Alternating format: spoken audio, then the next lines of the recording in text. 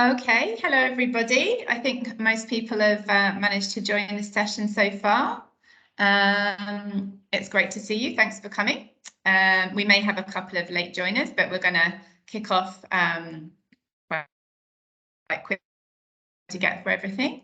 Okay, so today we have with us Michael Brand, which is a great pleasure to have him with us today.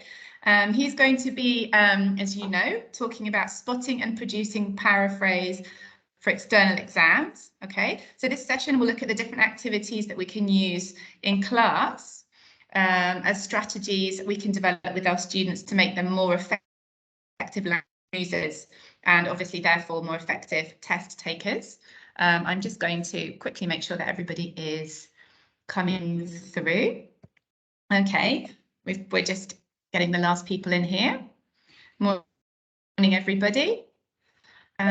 It's nice to have you all with us today. Okay, so I think most people are through.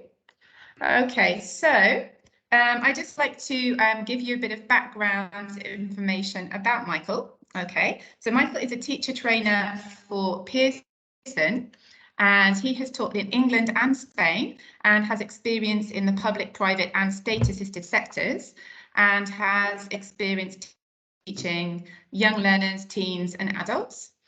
So he has a wide range of experience. His interests include collaborative learning, gamification, video and online teaching. He's a teacher on the Elton award-winning Live Classes project and online lessons which bring together students from all over the world. Okay, we'll definitely benefit from his experience today. Thanks very much for being with us today, Michael. It's great to see you. I will now kind of fade into the background. Please call upon me if you need anything at any point, and we'll just admit any extra people in the lobby. Okay, so everyone enjoy the session, everybody. Thank you so much. Lovely. Thanks very much for that introduction, Anna.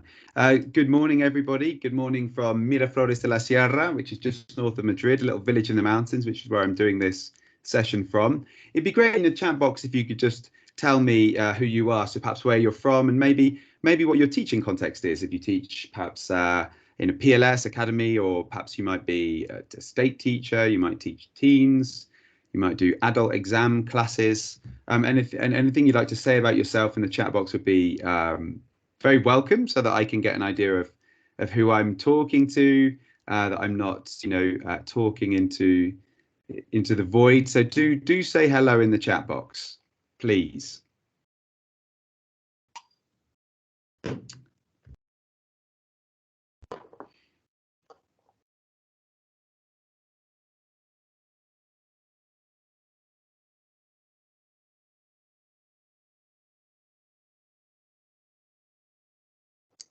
So I can't see any messages in the chat box yet. I'm not sure if that's because you're all writing very detailed introductions about yourself. There we go. Or perhaps because of connection. Okay, so they're coming in now. So hi there, Dawn from Santander. Lovely. We've got Sheila, who teaches adults and young learners in BC Barcelona. Some people in Valencia, 2 young learners online, including exam prep. Okay, teaching exams in Lorca, Spain. Okay, so we've got a few introductions where you're all very welcome in the session. Okay, good. So let me just share my screen. We're going to be talking about Paraphrase today for external exams. A couple of you have said who you are. I'm going to just do a quick icebreaker myself. So all of these numbers relate to something, to a personal or a professional detail about myself. So I would like you just to have a look at these numbers and then in the chat box, pop in any ideas of what they might relate to. It'll be a bit of a stab in the dark for you because you've only known me for about a minute. But what do you think personally or professionally these numbers might refer to? Okay, I'll let you put any ideas you've got in the chat box. Let's have a look. Any ideas in there? Let's have a look at what we're saying. Okay, lovely. I live at door number 18. Thanks, Dawn. I've got 2 kids. Hours taught, 7 competencies. Okay, 2 kids is quite a popular one actually. 4 skills. Okay, thanks very much for your participation, guys. So I worked at Pearson 7 years full time. I've recently gone back to teaching in a secondary school. I kind of missed the action of the the classroom, but I still work for Pearson on a freelance basis, which is what I'm doing today. I've lived in 4 countries in my life. I live in Spain now. I was brought up in Britain, but I've also lived in Austria and France for a short time. During the lockdown, I was just working from home for 18 months. Part of the reason I was really keen to get back in the classroom on a face-to-face basis. My birthday's on the 2nd of August, so you can pop your birthday cards in the post. But I've also got 2 kids, which many of you guessed correctly. The village I live in is 1,147 meters above sea level, Miraflores de la Sierra. And as part of the Live Classes project that I've been working on, online classes for teens around the world, I've taught teens from 45 different countries, which is just maybe the most fun thing I've done. Okay, so there you are. That's just some information about myself. I did that activity, well, just to try to break the ice, and also to model an activity that we can use with our students. So the idea is the teacher does it, but then of course the students do it afterwards. It's a communicative activity, so students can ask each other questions about the numbers, and respond. It's a bit of a game, really, this guessing element. They'll probably come up with some funny guesses. And it's also a prediction activity. So prediction is something we use a lot in the languages classroom. Where before you read a text, you might say, well, look at the title. What do you think it's going to be about? What 5 words might you expect to encounter in the text? Okay, so it's a predictive activity. Anyway, on to Paraphrase, which is what we're talking about today. Just a few questions for you. What is Paraphrase? First of all, what do we mean by Paraphrase? When might you use Paraphrase in real life? And when might you use Paraphrase in exams? Now, you would like the answer to be the same for 2 and 3. You'd like exams to be like real life, but they're not always. But anyway, any thoughts in the chat box? What is Paraphrase? When do you use it in real life, and when do you use it in exams? Let's have a look at the chat.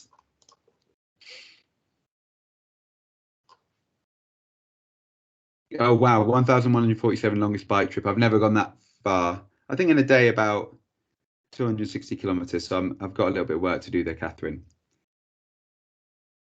Anyways, what do we mean by paraphrase?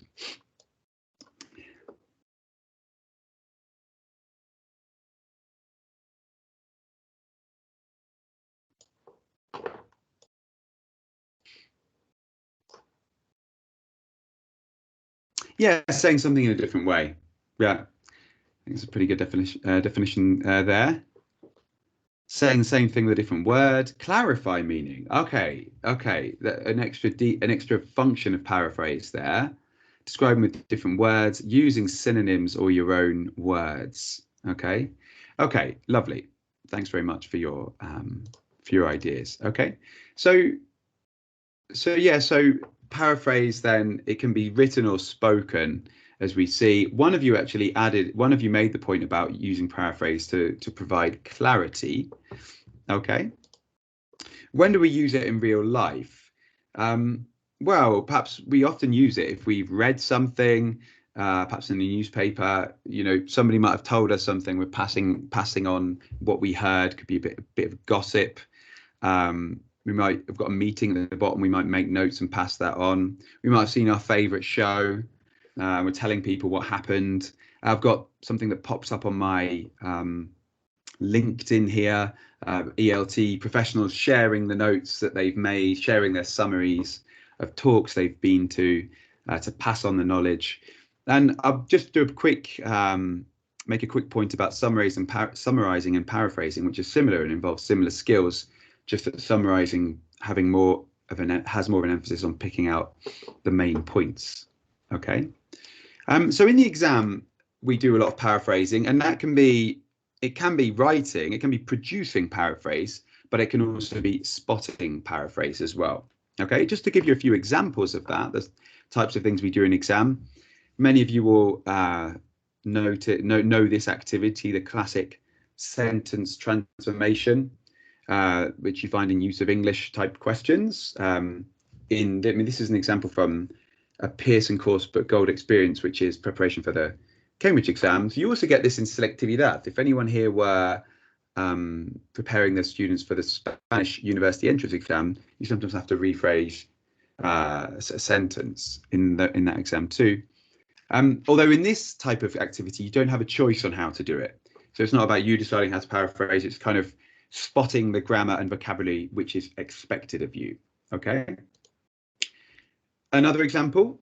This is from the Pearson English International Certificate, the Pearson Suite of Exams. And in this exam, there's a section 7 is a reading exam, have some comprehension questions.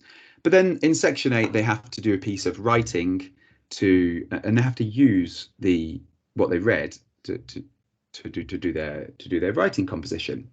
Okay. So this involves them.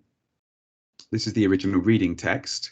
I'm not actually going to get you to read the full text. It's about sort of having multiple jobs, portfolio jobs, I think they've called it here. The gig economy, we might call it now. And the way the students do this activity is, well, they have their highlighters there, and they're highlighting what's relevant for each of the three from the text, for each of the 3 points they're supposed to make in the writing, and then use that information in their own words in their writing composition. Okay. I think the Trinity exam also has a reading to writing question. All right. Okay, good. Plus, good. Being able to paraphrase obviously comes with having increased language at your disposal. Okay. It's useful because when you're producing a language, speaking and writing, well, it's marked on range partly. And it's useful to have alternative grammar structures and language at your disposal. Okay. So we've had a look at producing paraphrase in exams. I want to just look at recognizing paraphrase in exams as well. So have a quick look at these questions. This is from a listening test. Now I've given you the right answer to the questions.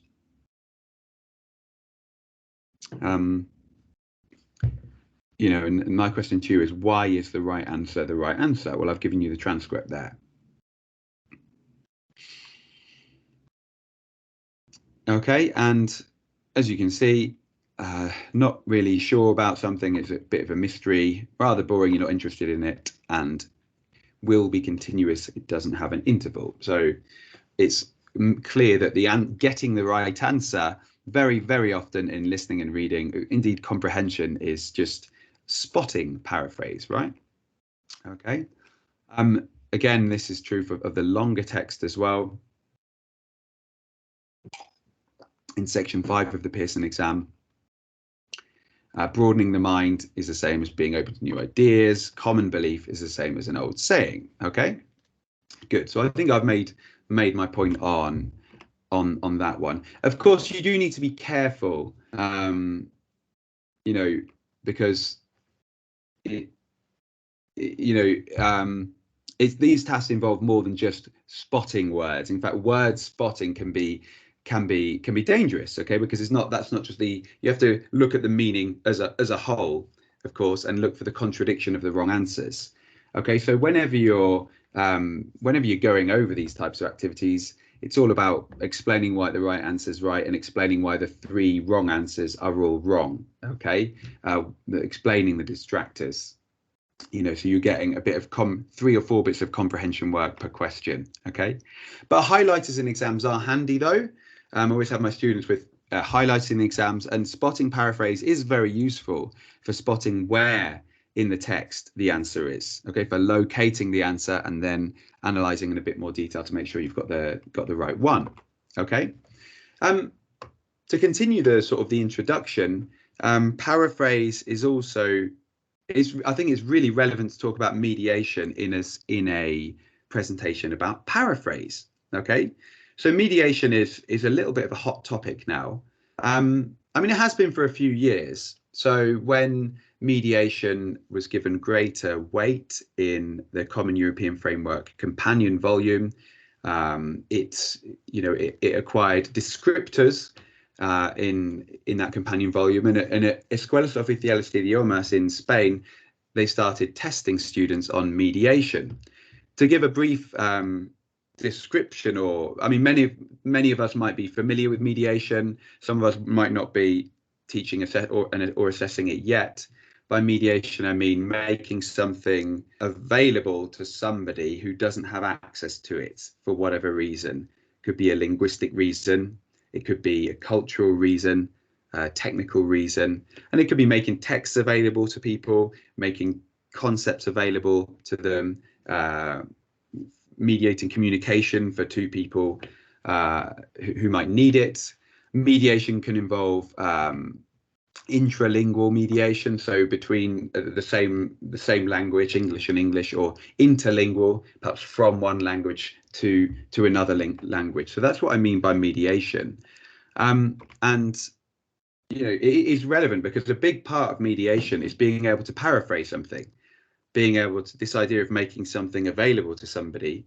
Well, paraphrasing has a big role to play there, and many of the descriptors in the Common European Framework companion volume, they relate to paraphrasing. Okay. It's been examined, it's being tested in, as I said before, Escuelas Oficiales de Idiomas. This is an example here. They get an input text. They've got a kind of a context of somebody who needs your help, and you have to pick out what's relevant from the input text and pass it on to the person who needs that information. Okay, so it can involve selecting relevant information. Also, I think most of us said that at the start when I asked you who you were, that you worked in the private language sector, but in the new education law for schools, for reglada, as we say in Spain, well, mediation is one of the the 6 key competencies, and so teachers are supposed to be teaching strategies and assessing them as well. Okay, so this relates to the context I now teach, and I teach in a concertado school. Okay, this is an example of a mediation task from a Pearson course book called Roadmap. I'll let you just have a quick look at it.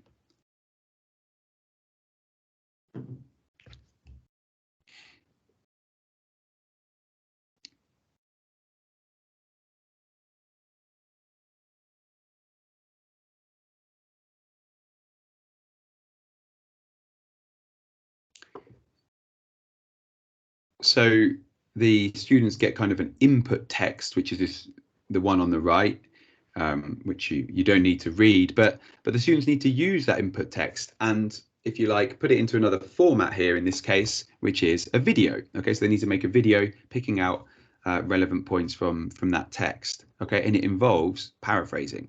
Okay, so I mean, those are just, that's sort of a little bit of theory at the start. I mean, the talk isn't about mediation as such, but I think, you know, paraphrase, if you're talking about paraphrasing, mediation and the new focus on mediation is really relevant. Okay, so that's it, if you like, a little bit of theory about paraphrasing, where we might see paraphrasing spotting and producing in life and in exams. That's what I've tried to do in the introduction to the talk. Okay, I'm just going to go back to the chat. Okay, so I can see in exams B2 word transformations. Yeah, that's right. I'm going back to the chat just because when I'm sharing, I'm cut off from the chat. Okay, good. Right, let's have a look. Let's move on now to a few activities. Okay, that was I've been over sort of a theoretical part of the presentation, but I now want to go on to practical activities. Okay, for, you know, to develop our students' ability to spot paraphrase and to actually paraphrase themselves. Okay, well, let's begin. So first of all, teacher input. I mean, when I speak to my students, and I do stress that this is more advanced students of, you know, B1 plus B2 level, I tend to use a lot of synonyms myself when I give my instructions. So listen up, guys, it's time for a bit of quiet. Let's turn down the noise. Sit down, people. Do take a seat. Please take the weight off your feet. You know, if a student cracks a joke, I might give them a few different synonyms for they made me laugh by that. And I'm trying to get my students to be proactive and actually to be making notes on all of this. It's not necessarily something they're going to do without being trained to do that, but you can explain why you're providing all this language to them, and try to get them, you know, being proactive language learners and actually making notes of these kind of things. So we can model ourselves, we can upgrade our language. Okay, good. So let's have a look at this activity. This is an exam task, right? This is a multiple matching exercise, and the preparation for this task, the aim is to get students good at this multiple matching exercise by spotting paraphrase. Okay, so here's an explanation of paraphrase. I'll just let you read it.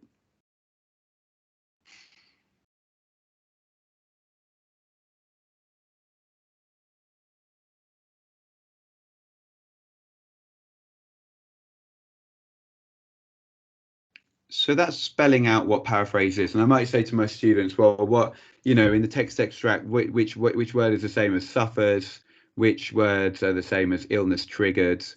You know, suffers is to do with the itchy spots, and the illness triggered as soon as.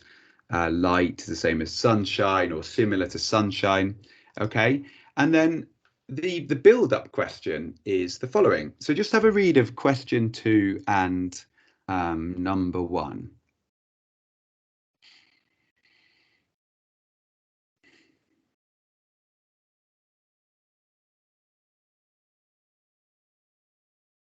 So let's actually do this together. You're going to read, well, imagine you were going to read this article about the effect daylight has on animals and people, and you've got to find which part of the text mentions a concern for the survival of some animals. You can do this in the chat box, please, guys. If you were looking for a part of the text that talked about the concern for the survival of some animals, a concern for the survival of some animals, I'm stressing the vocabulary there. What words might you expect to find in that part of the text? Okay. You're looking for a bit of text that talks about the concern for the survival of some animals. What words might you expect to find there? Okay, I'm just going to go to the chat box and see if I can get any of your ideas. Let's have a look. Worry, extinction. Thanks very much. Endangered. Thanks very much. Thanks very much, guys. Worry, extinction. Lovely. Okay. Okay, so let's just fauna. Lovely. Yeah, that could be a good one for animals, right? Good. So, well, we had similar ideas, didn't we? I think you said extinction and worry. Perhaps we might expect to find names of animals or synonyms for animals, and I think one of you said fauna. And lo and behold, the answer in the text, when we find it, is text B, and the sentence was a worrying effect on some of our wildlife. Okay, so we're trying to build up the skills here with this sort of prediction activity. What sort of words might you expect to find? And we do this in class, and then the idea is that the students, when they're looking through the questions, do this in the exam, and they just spend a few minutes thinking to help them look for the part of the text where the answer is. Okay, good. So that's one thing we can do in class with our students. Okay, let's move on. Here's another text here, or multiple texts. Some interesting ways to use text like these. If you had a text like this in your book, how might you use this with your students? Again, any ideas in the chat box? There's not only one right answer, of course, but how could you use a text like this that's split up into multiple texts? Okay. Any thoughts? Yeah, so jigsaw reading. I mean, that's actually the one that I'm going for. So you read my mind on that one. That was a bit of a display question. But these are good for jigsaw readings, right? To get students taking a bit of the text each and working on their text, and then it's a cooperative activity. Okay, And I'm going to explain how I've done this type of activity. Okay, a jigsaw reading activity, because the basic idea is like, well, every student reads their own text and sort of tells the group what their text is about, and that way we all build up a common understanding of all of the texts, and every student needs to do their bit for us all to understand the text as a whole. Okay, but I think the process needs a few more kind of specific steps and instructions and what we expect of our students for it to work well. Okay, so this is how I've done something like this. The first one is assigning the text. And I like, when I'm assigning roles in groups, I like to have a kind of a mechanism for doing this. So rather than just saying, well, get into groups of 3 and choose a text each, you can assign text to the students. Well, of course, you can go around the classroom saying ABC, ABC, ABC. There's nothing, there's nothing wrong with that. Or you can get them to actually talk about something. So here they have to find the order of their birthdays, and that denotes which text they have. So of course, to do that, they need to ask each other. They need to say, when's your birthday? When's your birthday? When's your birthday? And this is good because we can get them talking about a language point, whichever language point we want. And it's also good because we can get them finding out things about each other. It can be, when's your birthday? Who got up earliest in the morning? Shoe size. Could be just about anything. So we need to get their own text, need to assign them a text. Okay, and I use iPads. So the school I'm in at the moment has, all the students have iPads, so you can put things, they've all got a device, so you can put things on the, on a Padlet. In this case, I've done. So I'm just, what have I got here? tinyurl.com/BC Paraphrase. I'm just going to go there. tinyurl.com/BC Paraphrase. Let's see if my little URL works okay. I already had it up anyway, never mind. Okay, and here we go. Here we've got the text on a Padlet. So the students, the idea is they go to the Padlet, and this is where they do their work. And I've put the instructions for them on the Padlet, so they've always got their instructions there in front of them. None of this, well, what was I supposed to be doing? They're on there. And it's fairly kind of regimented in terms of the timings for the different stages of the activity. So first of all, the students all get 1 minute to read their text that I've assigned them. And they're supposed to remember as much as they can to be able to tell their group. Okay. I mean, it's easier said than done. It depends on their level. One I find useful way of getting them to do this better is to get them to note down individual words from the text. So keywords. Okay. That also helps them understand it. So we can write up to 5 words or up to 10 words, and they can have those words in front of them when they're retelling the text, okay, to their group. Then the next stage is that they explain the text to their group members, and they've got 1 minute each to do that. And again, it's good to get the students to make notes on each other, what each other are saying, because sometimes, well, teenagers, they don't always listen to what the other person's saying unless they've got a specific or an explicit reason to do so. So you can make notes on what your partner's telling you. That's the next stage of the activity. And the final stage of the activity is to read the remaining 2 texts. And they've got another couple of minutes to do that, and then make a judgment, put their heads back together on what the quality of their partner's paraphrase was like. So what did your partner remember about the text? What did your partner miss out in their retelling, or what did your partner get wrong? And they can actually give feedback to one another. So those are stages for a jigsaw reading activity, or a proposal for the different stages as well. A bit tighter and more to go on than read the text and tell your group what the text was about. Okay, good. Let's go back to, and I'm going to need to present my slideshow again. Let's go back to the presentation. Okay, well, here we are. I've got what I just told you on the slide. as to the instructions. So good. Let's just talk about that jigsaw reading activity. Has anyone ever done anything like this in class? Does anyone think that this type of activity might work?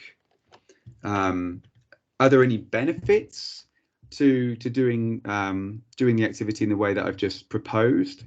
Anyone want to say anything about that activity just before I give my kind of debrief on it? Would anyone add another step or change anything about it? What do you think, guys? What's your view on that activity?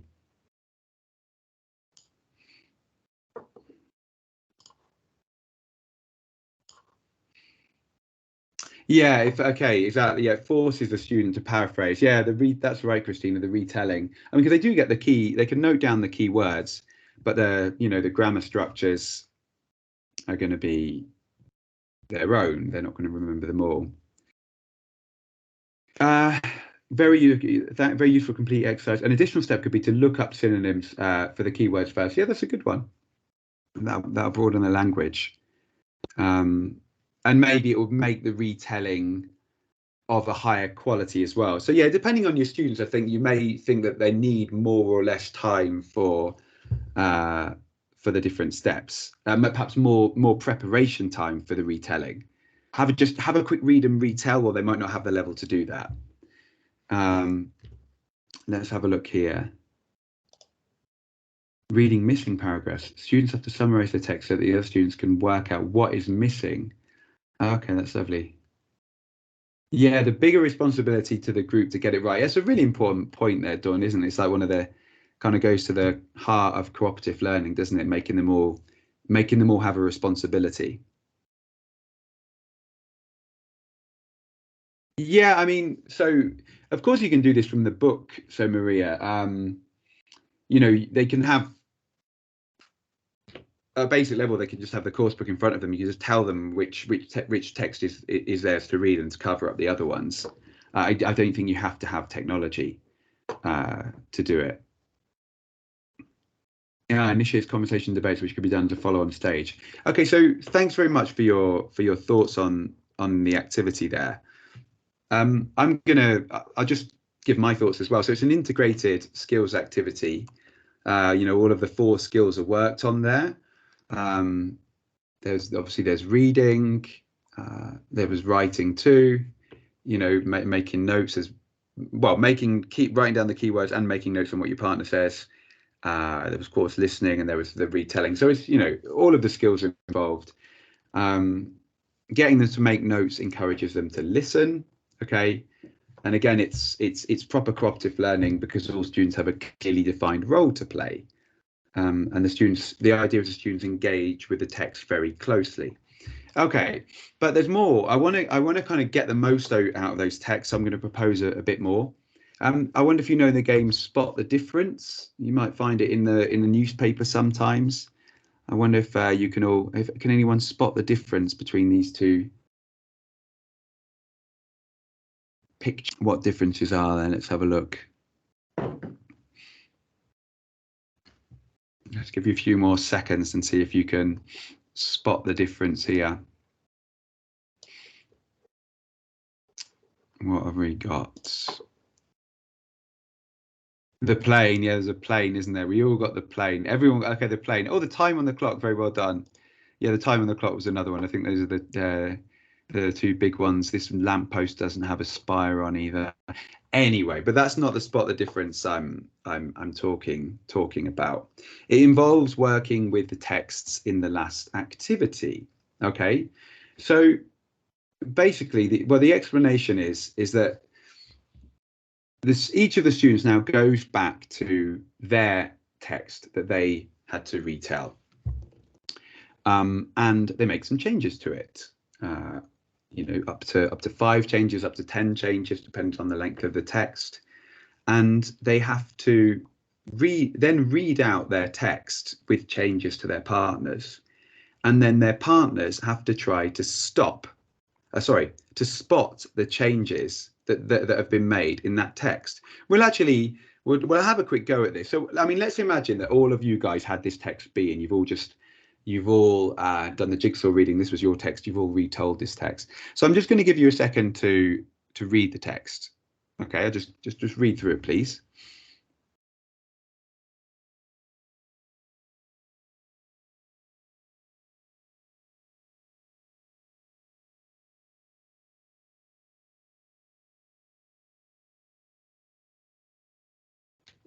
Okay. Yeah, so this is the explanation of the activity. We all focus on our own text, make 5 or 10 changes, and then they read out the text to the group members. Can the other members spot the differences? So I'm actually going to read out, well, imagine that I've done this activity, and I'm going to read out my altered text, and you guys can see if you can spot the changes that I've made from what you remember. So you can put this in the chat box. So I'm just going to read through the whole thing and then go to the chat box to check after I've finished reading. Okay, good. Here we go. My girlfriend Betty and I were in Barcelona for an hour. We had no money and spoke no Chinese. We looked through a dictionary in our youth hostel. We firstly decided to go to the top of Tibidabo, a mountain under Barcelona. I'll read it again. My girlfriend Betty and I were in Barcelona for an hour.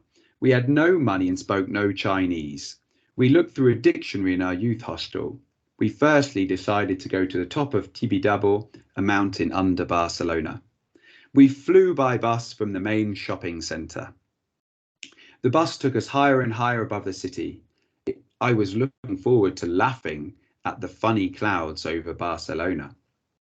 At every step, security guards got off until we were the only two left. Then the bus driver crashed the bus and got off too. Tibidabo, we asked him. He pointed to a mountain on the other side of the pond. We were on the wrong mountain. I'll read the second paragraph again. We flew by bus from the main shopping centre. The bus took us higher and higher above the city. I was looking forward to laughing at the funny clouds over Barcelona. At every step, security guards got off until we were the only two left. Then the bus driver crashed the bus and got off too. Tibidabo, we asked him. He pointed to a mountain on the other side of the pond. We were on the wrong mountain. Right, I'm going back. Let's see if you spotted any of the words that I said differently. Okay, let's have a look. Overlooking Barcelona. Yeah. Right. Oh, wow. Well done. Somebody's got loads of them. I think there's Chinese, 1 hour under, flew, shopping's in the pond, crash laughed, security guards. That is highly impressive. Yeah, because when I got you to read the text, I didn't, I didn't really underline, remember as much as you can about these details. I just casually asked you to read it, and you remembered many, many details. And it was harder for you, of course, because you didn't do the big jigsaw reading. The students, of course, have had, they've been working with these texts, and they know them better than you do now, because you just had a quick flash, of course. You weren't adequately prepared. Okay, very impressive. Many of you spotted the mistakes. You can, in class, you can, this is what I've just done. This is the original text, and these are the changes. In class, you can get them to say stop when you make a mistake. I didn't do that here online. And you can say stop, and then, oh, what mistake have I made? And then get them to recall the original word. Okay, so this would be, if you were going to do the activity, what you would do next. Yeah, you're not allowed to look at the text. You're trying to recall. Okay, so the idea is it gets them to recall the original vocabulary from the text, and therefore have a better chance of recalling it long term. So sometimes you do the reading text, you do the comprehension questions, and you move on. Here we are focusing in the vocabulary quite a lot to try to make it stick. We're using the text in a lot of different ways. Also, many of the students will make funny changes into the text. I've found amusing changes, and of course you have to be able to respect the grammar structures to do it. So swapping a noun for a noun, or if a verb's in the gerund, you put a different verb in the gerund,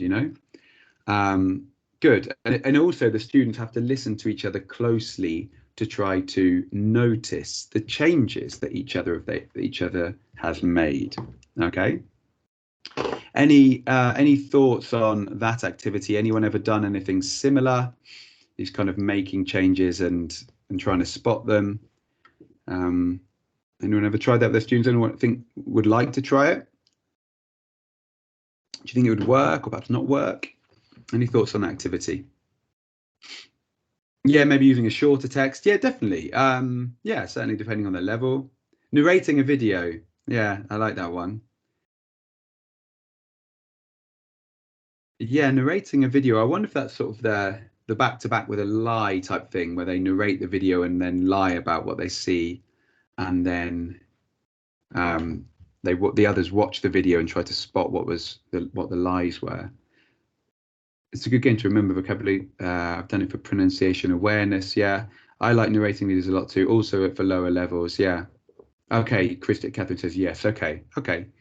Okay. Okay. I see my students doing it. Okay, great stuff. You know, and also it's quite creative as well. You know, they're the ones making the changes to the texts. There's open activity, of course. It's not just like, it's not closed mechanical activity. Anyway, let's move on because we've still got, I think we're 12 minutes left and still got a few activities to talk about. Right. Okay. So the next one is I've called this synonym memory challenge. Okay. So as we have said, spotting synonyms, opposites, paraphrase, often the key to finding the right answer in questions, in reading text and listening, as we've seen. And we're raising awareness of this. And we're going to play a game. Okay, so how does this game work? I'm going to read out a definition or a synonym or an opposite of some words in the text that you guys just read. Yeah. You guys need to, you may remember the word from the text, or it could be a word that you come up with in your mind for this definition that I'm giving.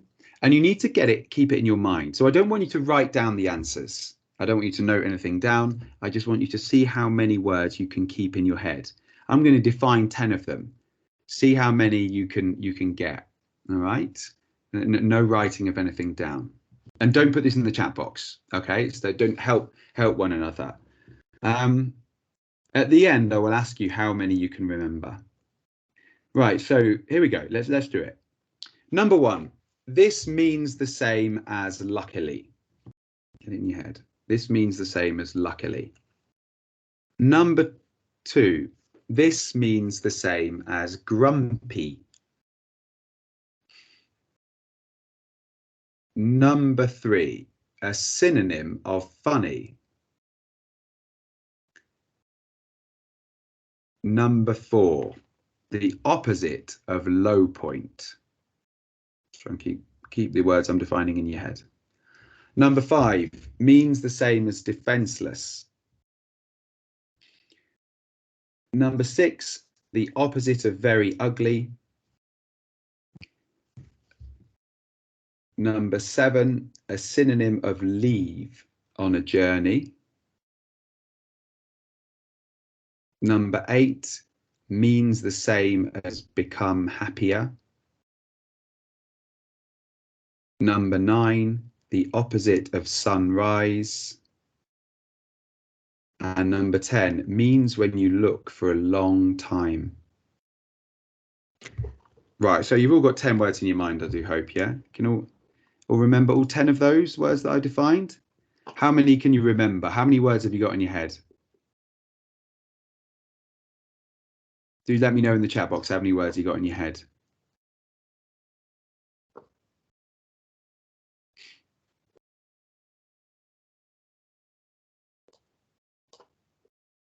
Five, that's quite impressive.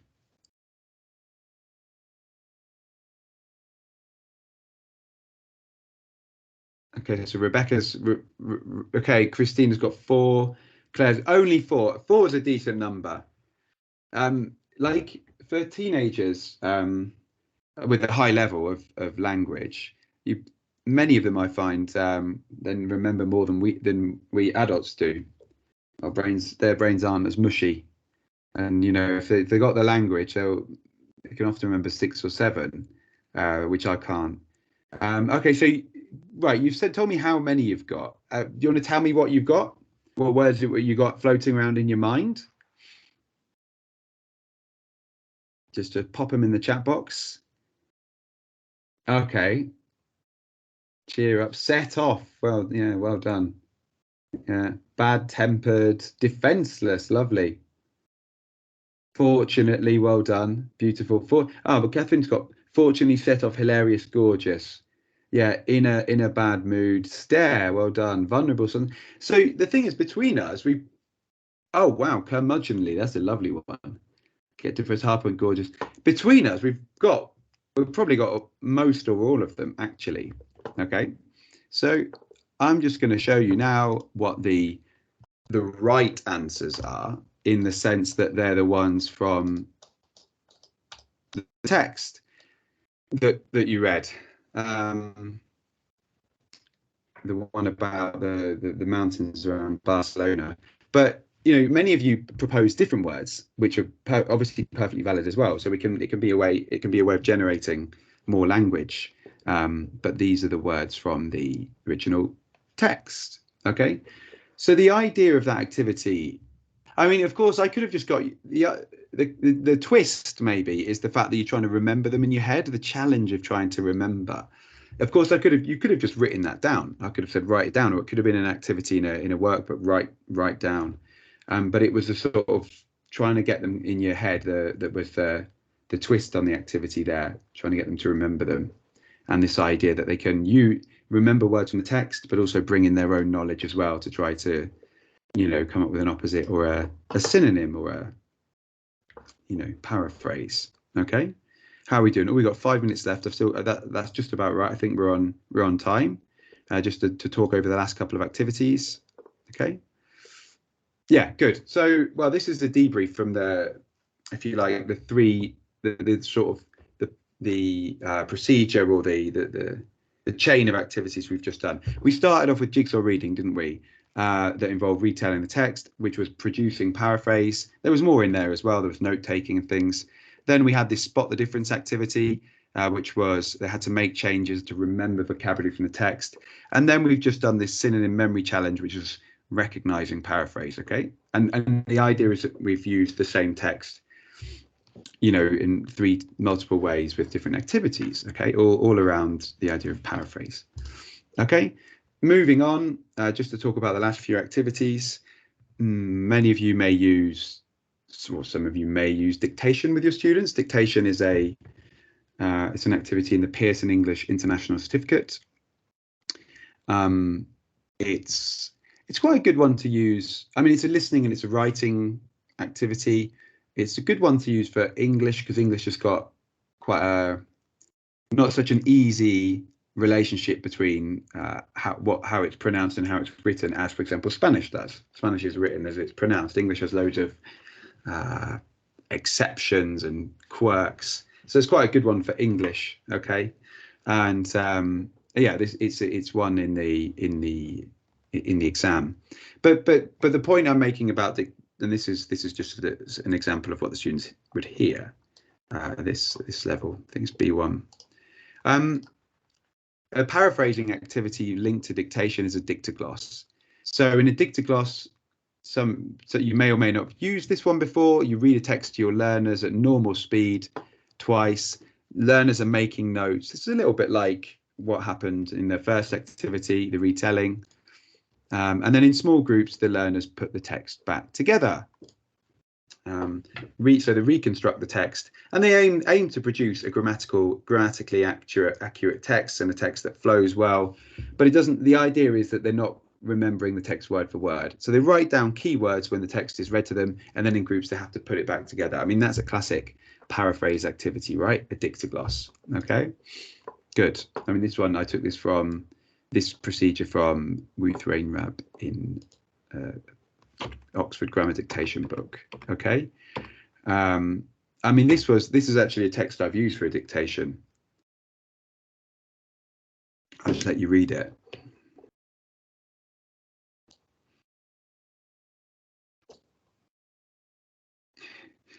It's quite an old school text. Some, you know, and hopefully this text will get students talking, okay, because it's a little bit,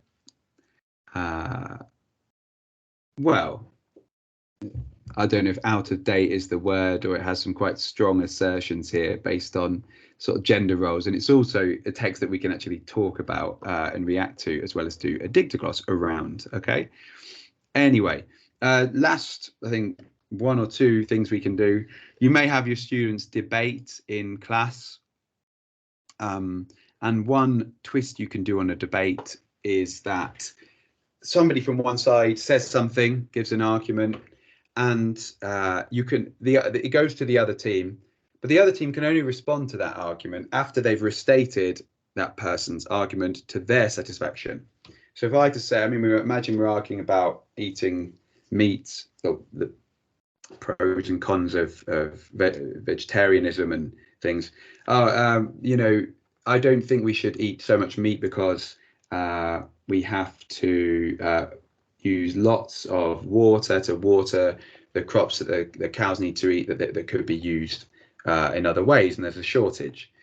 And then the other team needs to say, well, so you're saying that one problem with eating meat is that it uses lots of water that's used to grow the food that the cows need to eat, right?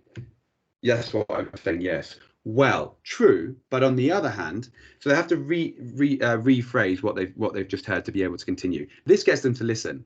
If you know you're going to have to rephrase, and to also show they can understand. Okay, debate with a twist. Finally, Quillbots, again in the last 30 seconds. Quillbots are quite a cool tool. Check it out if you haven't. You just basically you post in a sentence, and Quillbot offers you a paraphrase with synonyms. It's really good actually for students who are writing essays and things, and perhaps always using the same language, and you're trying to get them to be more varied. It offers really good alternatives, really good alternative structures that flow really well. It's a nice one to check out and to show your students as well. Okay, in the last 10 seconds. Some of the resources I've showed today, I've shown examples from the Pearson English International Certificate, which is Pearson's suite of exams.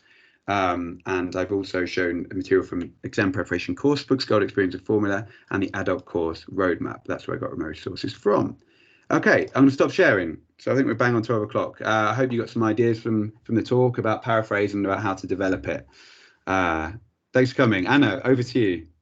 Yeah, no, great. Thanks very much, Michael. That was an excellent session. You certainly packed in a lot in the time you had, and certainly gave us some fun, creative and interesting ideas to use that I'm sure will be practical and definitely doable in our classrooms. Thank you so much. It's been great to have you with us, and thanks for attending this session, everybody. Those of you who are kind of online, obviously now we have a little bit of a coffee break, so I hope you enjoy that and enjoy the rest of the sessions during the day. Okay, thanks so much, everybody. Thanks, Anna, and thanks everyone for coming to the session. I really appreciate it. All the best. Bye-bye. Bye.